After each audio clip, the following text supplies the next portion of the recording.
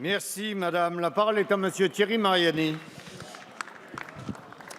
Ma question s'adresse à monsieur le ministre des Affaires étrangères. Jeudi dernier, notre Assemblée a adopté une proposition de résolution invitant le gouvernement français à s'opposer au renouvellement des sanctions contre la Russie. Pour la première fois, nous avons pu nous exprimer sur cette question et nous nous en félicitons. Inscrite à l'ordre du jour à l'initiative du groupe Les Républicains, ce texte a recueilli le soutien de députés qui appartenaient à 5 des 6 groupes politiques que compte cette Assemblée, ce qui prouve qu'au-delà de nos différences, lorsqu'il s'agit de défendre la paix en Europe, de défendre les intérêts de nos entreprises ou de notre agriculture, nous pouvons nous retrouver. La balle maintenant, monsieur le ministre, est dans votre camp. Et les débats ont montré que ces sanctions pèsent non seulement sur la Russie, mais aussi sur notre économie. Ce prix, nous serions prêts à le payer si seulement il avait une chance de faire avancer la paix. Or, vous savez très bien que cela n'est pas le cas. Monsieur le ministre, vous le savez, il y a très peu de chances que les accords de Minsk soient appliqués, puisque les réformes promises par le gouvernement ukrainien ne trouvent pas de majorité dans le pays ni au Parlement ukrainien.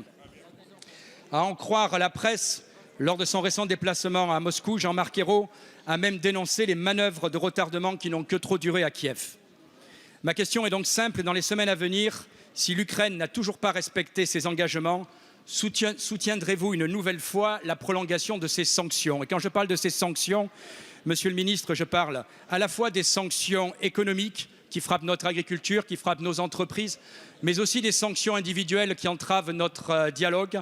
Des parlementaires français et ukrainiens en sont victimes. Je pense à Bruno Le Roux, dont je regrette qu'il soit interdit en Russie, mais je pense aussi, par exemple, à Sergueï Narychkine, monsieur le Président, décoré de la Légion d'honneur, Léonid Slutsky, décoré de la Légion d'honneur, qui ne peuvent plus venir dans notre pays, qui ne peuvent plus continuer ce dialogue. Alors, monsieur le ministre, un seul pays suffit pour arrêter ces sanctions. La parole est à monsieur Arlène Désir, secrétaire d'État chargé des Affaires européennes. Merci, monsieur le Président, mesdames et messieurs les députés, monsieur le député Thierry Mariani.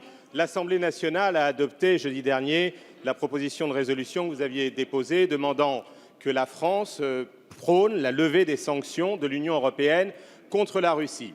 Ce débat a été de qualité. Je me réjouis que la représentation nationale ait pu débattre de ce sujet et je crois qu'effectivement, il va éclairer nos choix futurs. Cependant, la proposition de résolution qui a été adoptée ne remet pas en cause l'approche fondamentale du gouvernement sur cette question. Pourquoi? J'ai eu l'occasion de le dire, parce que pour la France, les sanctions ne sont pas une fin en soi. La position internationale de la France, elle est liée à un principe qui est celui de notre diplomatie de tout temps, quels que soient les gouvernements, c'est le respect du droit international. Et ces sanctions, vous le savez, elles ont été adoptées suite à l'annexion de la Crimée par la Russie et à des violations du droit international, en particulier dans l'est de l'Ukraine, du fait en particulier du soutien apporté par la Russie aux séparatistes pro-russes qui ont mené une guerre dans le territoire du Donbass. Et nous avons donc lié la levée des sanctions, qui pour nous doit être l'objectif, au respect par la Russie